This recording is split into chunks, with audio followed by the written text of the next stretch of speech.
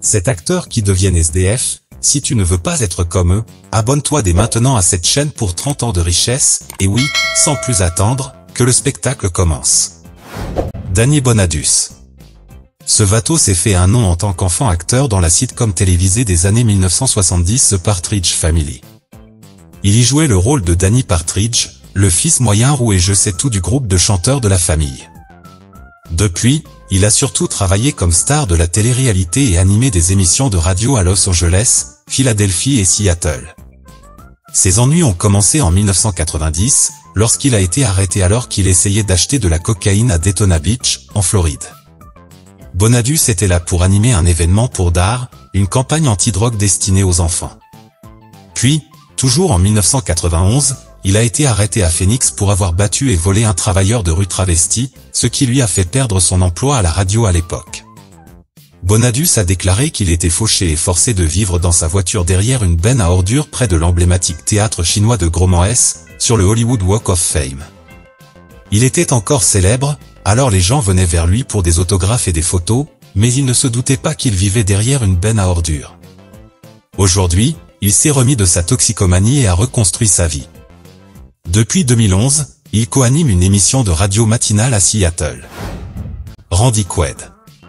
Cet acteur excentrique a joué dans plus de 90 films au cours de sa carrière, mais il est surtout connu pour avoir incarné le cousin Eddie dans les films National Lampoon's Vacation. En 2009, Quaid et sa femme ont été arrêtés pour avoir prétendument escroqué un propriétaire de Santa Barbara en utilisant une carte de crédit non valide pour payer une facture de $10 000.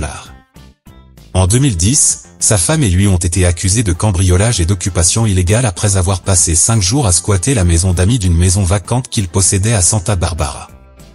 Des mandats d'arrêt ont été émis à leur encontre, mais ils ne se sont pas présentés au tribunal et ont fui au Canada. Après avoir demandé l'asile au Canada, le couple a été informé qu'il serait expulsé, mais il a ensuite retraversé les États-Unis, où il a été détenu par des agents des douanes américaines dans le Vermont. Après avoir examiné le dossier de l'État de Californie, le juge a constaté des irrégularités et a annulé la demande d'extradition, de sorte que les Quaid ont été libérés et autorisés à rester dans le Vermont sans condition. Aujourd'hui, lui et sa femme ont fait du Vermont leur nouvelle résidence permanente. Natasha Lyonne. Cette grande actrice a fait ses débuts au cinéma en 1986 avec une petite apparition non créditée dans Heartburn. Elle a accédé à la célébrité dans les films American Pie et a également joué dans Slum of Beverly Hills, mais sa carrière prometteuse a déraillé après une série de démêlés avec la justice. Au début des années 2000, elle a été arrêtée pour conduite en état d'ivresse et, en 2004, Lyonne vivait dans une maison de ville de Manhattan appartenant à un ami acteur, Michael Rapaport, lorsqu'elle a été arrêtée pour avoir harcelé des voisins et vandalisé la propriété. Après avoir été expulsée, elle s'est retrouvée à la rue. Elle était accro à la neige vierge et n'avait nulle part où aller. Après avoir été admise à l'hôpital pour une hépatite C et un poumon affaissé, elle a trouvé un centre de désintoxication parrainé par Amy Winehouse, qui l'a aidé à surmonter ses problèmes de drogue.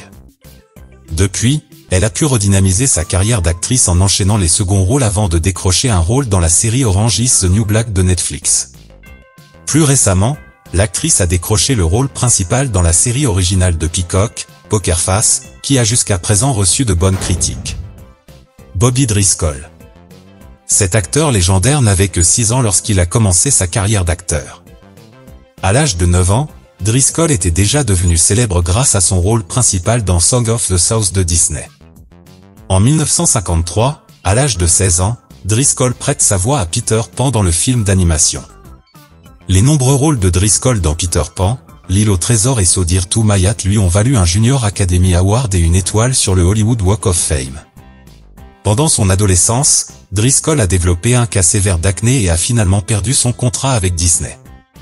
Après avoir perdu son contrat d'acteur, Driscoll est devenu incontrôlable, et son addiction à la neige vaporisée et à la criminalité a commencé à croître. En 1961, Driscoll est arrêté et condamné au centre de réhabilitation de Chino, en Californie. À sa sortie en 1962, il cherche du travail en tant qu'acteur, mais en vain. Driscoll déménage à New York en 1965 et nourrit l'espoir de percer à Broadway, mais les cartes ne tomberont jamais en sa faveur. Driscoll avait à peine la trentaine et n'avait rien à son actif. À 31 ans, il est mort d'une insuffisance cardiaque dans un immeuble abandonné d'East Village. 2 enfants qui jouaient dans l'immeuble vide sont tombés sur son corps sans vie en 1968. Marvin Gaye. Ce chanteur et acteur épique a contribué à façonner le son de la Motown dans les années 1960, d'abord en tant que musicien de session interne, puis en tant qu'artiste solo avec une série de succès qui lui ont valu le surnom de Prince de la Motown. En 1972, Gaye a composé la bande originale du film Troublement, avec des paroles qui reflétaient ses propres sentiments d'insécurité. Let's Get It On, sorti en 1973, montre le côté sensuel de Gaye. Mais en 1976, il a déposé le bilan pour ne pas avoir payé la pension alimentaire à sa première femme. Un juge a ordonné à Gaye de payer un demi-million de dollars de ses droits d'auteur, le laissant avec une dépendance croissante à la neige dure, aggravée par ses luttes psychologiques. Il était également très en retard sur ses impôts, si bien qu'il a fui le pays et vécu en exil en Angleterre et en Belgique, où il a écrit Sexual Healing, la chanson qui a marqué son retour. Une chanson que j'apprécie moi-même seul à mes heures perdues. En 1984, lors d'une dispute familiale, Gaye se bat violemment avec son père, qui finit par lui tirer dessus et l'envoyer au paradis.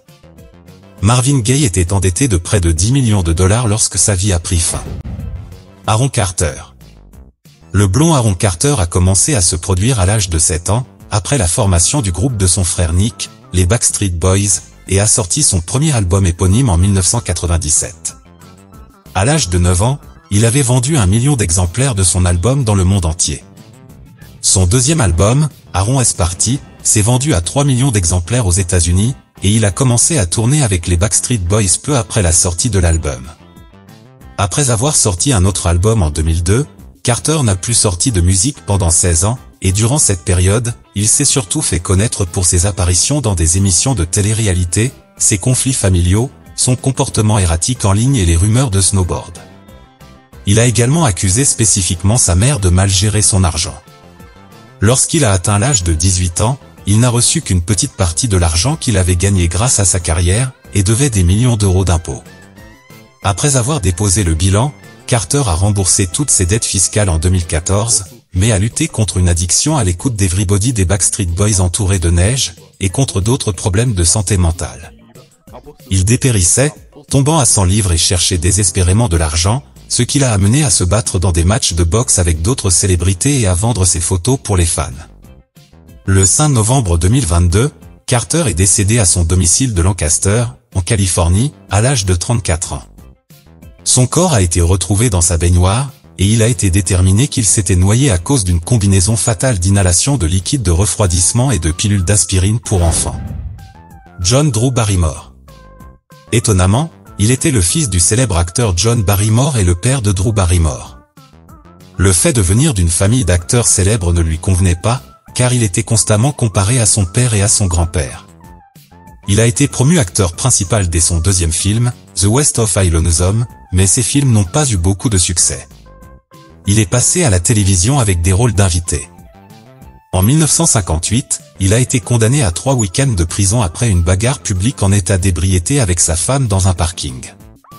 Son ex-femme l'a également poursuivi en justice pour la pension alimentaire qui lui était due. En 1959, il a été arrêté pour un prétendu délit de fuite alors qu'il était très heureux après avoir bu de l'eau mystérieuse. Il se rend ensuite en Italie et y reste quelques années, où il décroche quelques rôles au cinéma. Barrymore retourne à Los Angeles, mais son comportement asocial et erratique continue d'entraver la progression de sa carrière. Bien qu'il continue d'apparaître occasionnellement à l'écran, il devient reclus, disparaissant dans la nature pour mener une existence mystique mais abandonnée. Il s'est éloigné de sa famille et son comportement est devenu de plus en plus bizarre. Au début des années 2000, Barrymore était atteint d'un cancer et n'avait personne pour s'occuper de lui. Heureusement, sa fille Drew s'est occupée de lui et a payé ses factures médicales jusqu'à sa mort en 2004. Dis-moi dans les commentaires si j'ai oublié quelque chose, et soutiens la chaîne avec ton abonnement. Si tu as aimé cette vidéo, visite tout de suite celle-ci sur l'écran, tu l'apprécieras encore plus.